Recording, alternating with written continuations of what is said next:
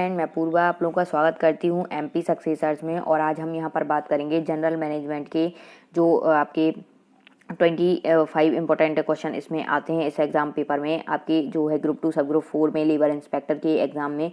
तो हम इसकी बात करेंगे और देखेंगे यहाँ पे जनरल मैनेजमेंट के इंपॉर्टेंट क्वेश्चन किस टाइप के जो क्वेश्चन आते हैं। ये प्रीवियस ईयर एग्जाम पेपर के इंपॉर्टेंट क्वेश्चन है 2018 के, तो ये जो है बहुत ज़्यादा हेल्पफुल रहेंगे। तो चलिए स्टार्ट करते हैं, हम देखते हैं किस टाइप के क्वेश्चन को हमें जो क्वेश्चन इसमें आते हैं उनको हम कैसे यहाँ पर सॉल्व करते हैं। ठीक है, तो यहाँ पे हम बात कर लें सबसे पहले क्वेश्चन की। तो यहाँ पे है फर्स्ट क्वेश्चन कि socio cultural environment constitutes the form, मतलब सामाजिक सांस्कृतिक वातावरण फार्म ब्लैंक का गठन करता है। तो किसका गठन करता है ये?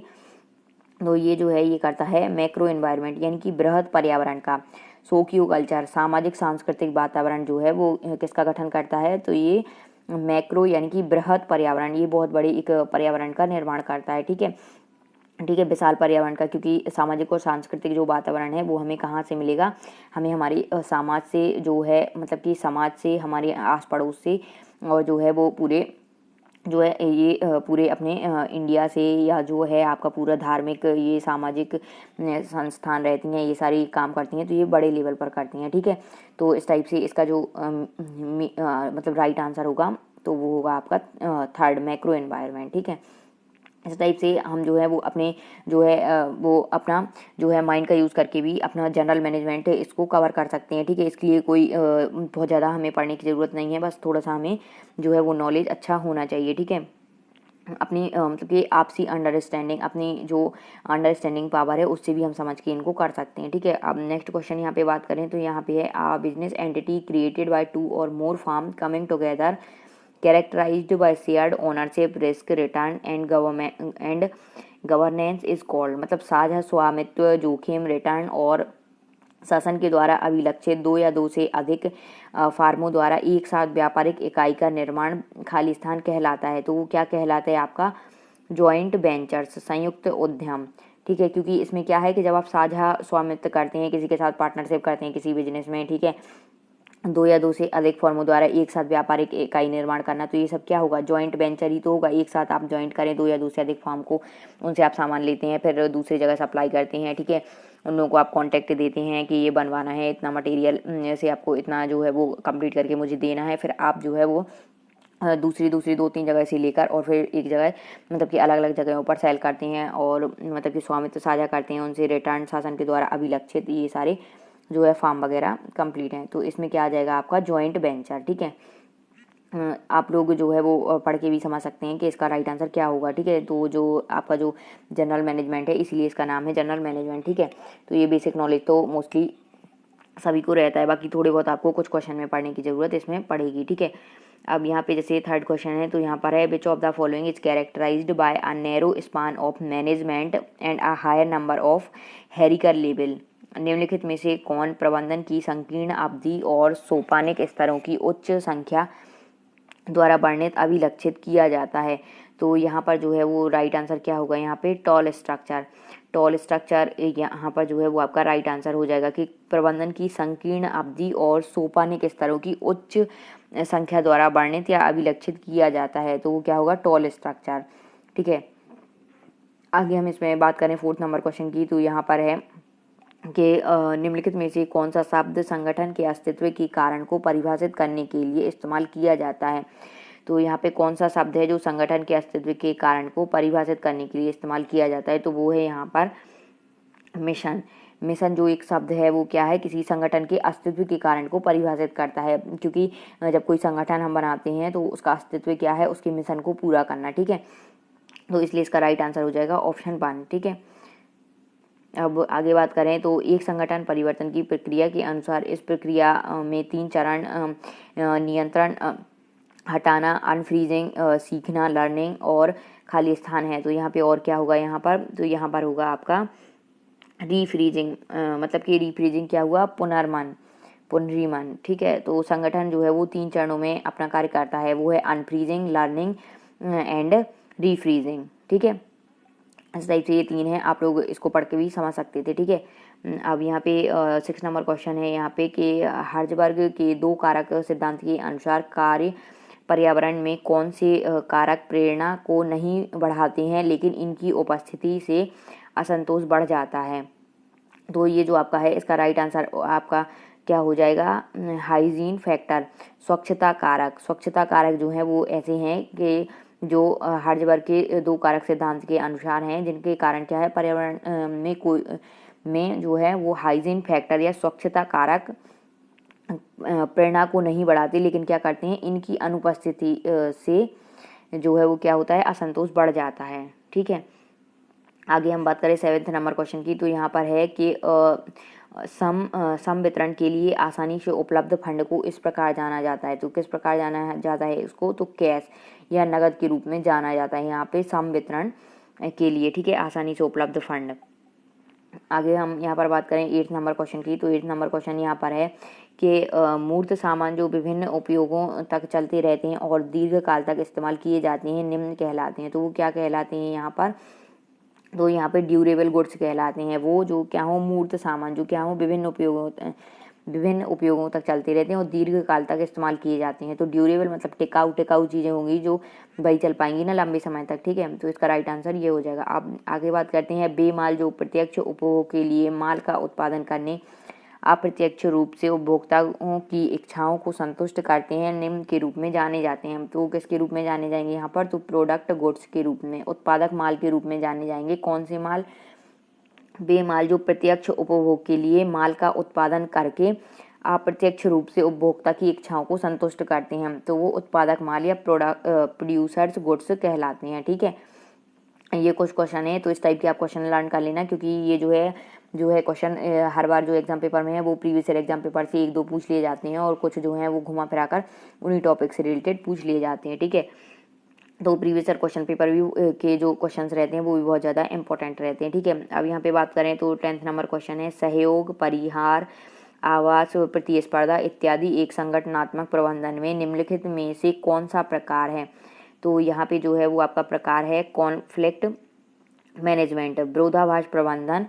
ठीक है, जो है वो आपका क्या है, एक जो है वो एक प्रकार है किसका, सहयोग, परिहास, आवास, प्रतिस्पर्धा इत्यादि एक संगठनात्मक प्रबंधन का। ठीक है, तो यहाँ पे अब नेक्स्ट क्वेश्चन देखते हैं। तो यहाँ पर है BCG मैट्रिक्स में उत्पादों के पोर्टफोलियो को मार्केट शेयर और ब्लैंक के आधार पर 4 श्रेणियों में विभाजित किया गया है। तो यहाँ पे एक है BCG मैट्रिक्स, तो जो है उसके आधार पर उत्पादकों के पोर्टफोलियो को मार्केट शेयर और मार्केट ग्रोथ रेट, बाजार वृद्धि दर के आधार पर 4 श्रेणियों में विभाजित किया जाता है। ठीक है, मार्केट शेयर और बाजार वृद्धि दर के आधार पर। ठीक है, BCG मैट्रिक्स को, तो ये आप याद रखना।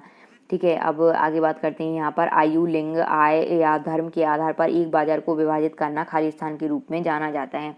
तो ये किस रूप में जाना जाता है, तो ये डेमोग्राफिक सेगमेंटेशन, जनसांख्यिकी विभाजीकरण के रूप में जाना जाता है। जब आयु, लिंग है ना, धर्म, आय के आधार पर अगर विभाजित करें तो उसको क्या बोलेंगे, जनसांख्यिकी विभाजीकरण। ठीक है, आगे बात करते हैं 13th नंबर क्वेश्चन की कि अपने व्यक्तित्व, लक्षणों, जीवन शैली या मूल्यों के आधार पर बाजार में ग्राहकों का विभाजन निम्न कहलाता है।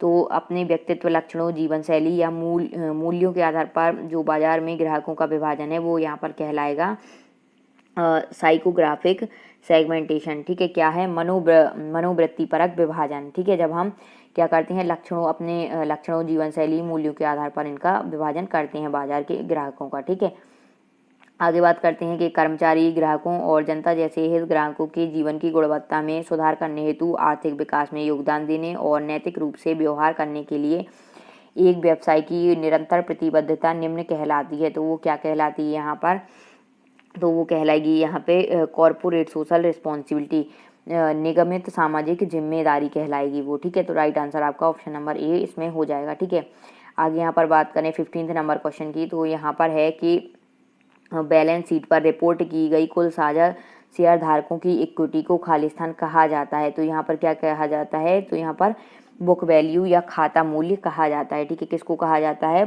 तो यहाँ पर बैलेंस शीट पर रिपोर्ट की गई कुल साझा शेयर धारकों की इक्विटी को, ठीक है, क्या कहेंगे यहाँ पर, बुक वैल्यू। आगे हम यहाँ पर बात करें तो यहाँ क्या है, वह अनुपात जो मौद्रिक वर्तमान संपत्ति के वर्तमान देयताओं के साथ संबंध पर केंद्रित होता है ब्लैंक कहलाता है। तो क्या कहलाता है, तो एसेट टेस्ट रेशियो शाखा निर्धारक अनुपात कहलाता है। ठीक है, तो राइट आंसर क्या हो जाएगा, ऑप्शन नंबर सेकंड, जो मौद्रिक वर्तमान संपत्ति को वर्तमान देयताओं के साथ संबंध पर केंद्रित होता है। ठीक है, तो इसको बोलेंगे अपन एसेट टेस्ट रेशियो। ठीक है, ये आप याद रखना। आगे बात करते हैं यहाँ पर 17 नंबर क्वेश्चन की कि सेवाओं और माल गुड्स के बीच बुनियादी अंतर यह है कि माल के विपरीत सेवाएं खाली स्थान हैं। तो क्या है, इंटेंजिबल, अमूर्त। ठीक है, मतलब कि यहाँ पे क्या है, basic difference between services and goods is the unlike goods services are intangible. सेवाओं और माल गुड्स के बीच बुनियादी अंतर यह है कि माल के विपरीत सेवाएं क्या होती हैं, इंटेंजिबल होती हैं।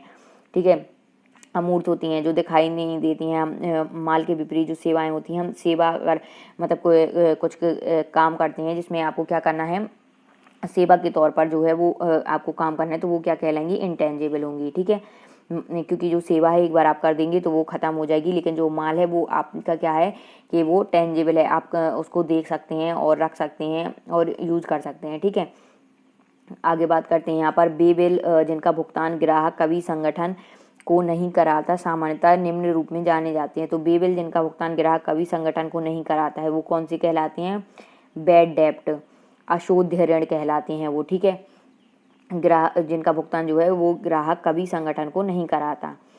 आगे बात करते हैं यहाँ पे 19 नंबर क्वेश्चन की। तो एक संगठन में वह डिग्री जिसमें निर्णयन डिसीजन मेकिंग को एकल बिंदु तक केंद्रित किया जाता है ब्लैंक कहलाता है।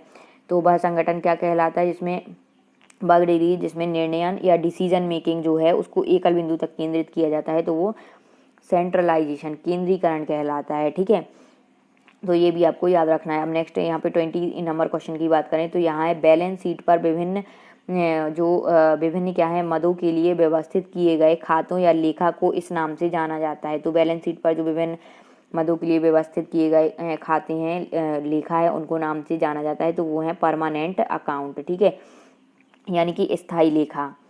बैलेंस शीट पर जब हम लिखते हैं तो वो क्या हो जाता है, स्थायी हो जाता है, इसलिए उसको स्थायी लेखा बोलेंगे। ठीक है, अब यहाँ पर नेक्स्ट क्वेश्चन है कि कर्मचारी के प्रदर्शन को मापने और तदनुसार उन्हें पुरस्कृत करने की प्रक्रिया ब्लैंक कहलाती है। तो यहाँ पे क्या कहलाती है, परफॉर्मेंस अप्रेज़ल, मतलब निष्पादन मूल्यांकन कहलाता है। जब हम क्या करें, जो क्या है कि परफॉर्मेंस मेजर करें और उन्हें रिवॉर्ड करें। जैसे बहुत सारी कंपनियां होती हैं, उनमें क्या होता है कि टारगेट दिया जाता है वर्कर्स, एम्प्लॉयज़ को कि आपको जो है वो इतना माल जो है वो सप्लाई करवाना है, इतना माल भिजवाना है। अगर आप उससे ज़्यादा माल की सप्लाई करवाते हैं, ठीक है, उससे ज़्यादा कस्टमर अगर आप बनाते हैं या कुछ भी आपका टारगेट अचीव कर लेते हैं, उससे ज़्यादा आप अचीव करते हैं, तो आपको जो है वो क्या होगा, आपको पुरस्कृत किया जाएगा, रिवॉर्ड दिया जाएगा, या जो सबसे अच्छा परफॉर्मेंस देते हैं, ठीक है, उनके लिए। तो इस टाइप से इसका जो राइट आंसर है वो क्या है आपका, परफॉर्मेंस अप्रेज़ल, निष्पादन मूल्यांकन।